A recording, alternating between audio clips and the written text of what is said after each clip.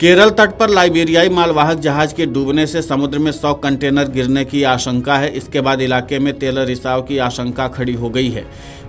इसको देखते हुए अलर्ट जारी किया गया है। अधिकारियों के अनुसार जहाज पर कुल 640 कंटेनर लदे थे, जिनमें से 13 में खतरनाक सामग्री थी। भारतीय नौसेना और तटरक्षक बलों ने संयुक्त ऑपरेशन में जहाज पर सवार सभी 24 लोगों को बचा लिया है। इससे जनहानि का खतरा टल गया है, लेकिन कंटेनर समुद्र में गिरने से चिंता बढ़ गई है। लाइबेरिया का यह मालवाहक जहाज शनिवार को कोच्चि के तट से 38 समुद्री मील दूर झुकना शुरू हो गया था। रक्षा मंत्रालय के अनुसार 25 मई की सुबह 7:50 पर MSC ELS-3 तेजी से झुका और पलटकर डूब गया। इसका कारण पानी भरना था।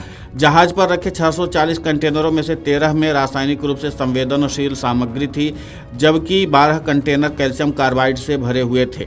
इसके अलावा जहाज में 84.44 मीट्रिक टन डीजल और 367.1 मीट्रिक टन फर्नेस ऑयल लदा हुआ था। रविवार को केरल के मुख्य सचिव डॉक्टर ए जयतिलक की अध्यक्षता में हुई बैठक के बाद केरल के मुख्यमंत्री कार्यालय को से जारी आधिकारिक संचार में कहा गया कि कंटेनरों के अलपुझा, कोल्लम, एर्नाकुलम और तिरुवनंतपुरम के तटीय क्षेत्रों में पहुंचने की सबसे अधिक संभावना है।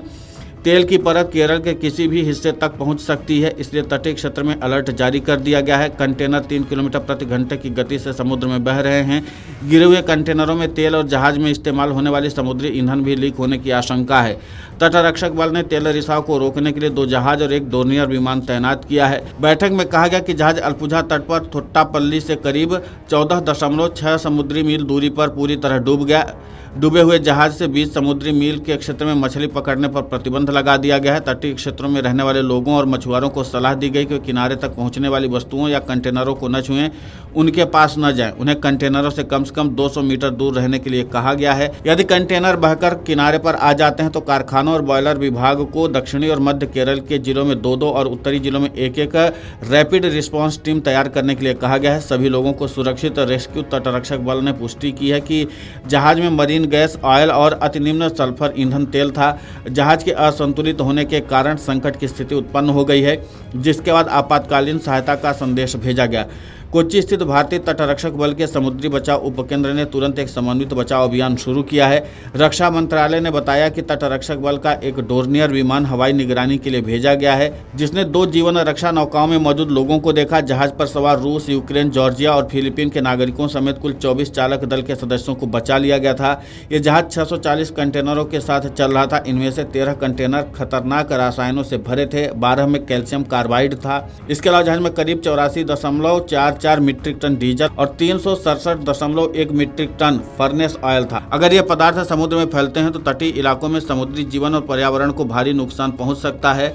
भारतीय तटरक्षक बल ने समुद्री प्रदूषण रोकने के लिए अपनी पूरी तैयारी एक्टिव कर दी है। ICG जहाज सक्षम को विशेष प्रदूषण रोधी उपकरणों के साथ घटनास्थल पर तैनात किया गया है, जबकि दूसरा जहाज समर्थ भी जल्द वहां पहुंचेगा। वहीं डोर्नियर एयरक्राफ्ट समुद्र के ऊपर से निगरानी कर रहा है ताकि तेल या रसायन के रिसाव का तुरंत पता चल सके। फिलहाल किसी तरह के तेल रिसाव की पुष्टि अभी नहीं हुई है, लेकिन सतर्कता के पूरे इंतजाम किए जा रहे हैं ताकि किसी भी प्रकार की अप्रिय घटना को रोका जा सके। और इसी के नाते से भारतीय प्रशासन जो है पूरी मुस्तैदी के साथ काम कर रहा है।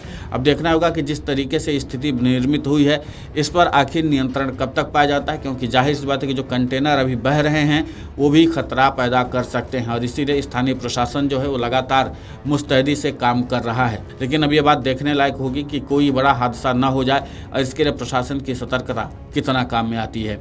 Video desk अमरउजाला.com।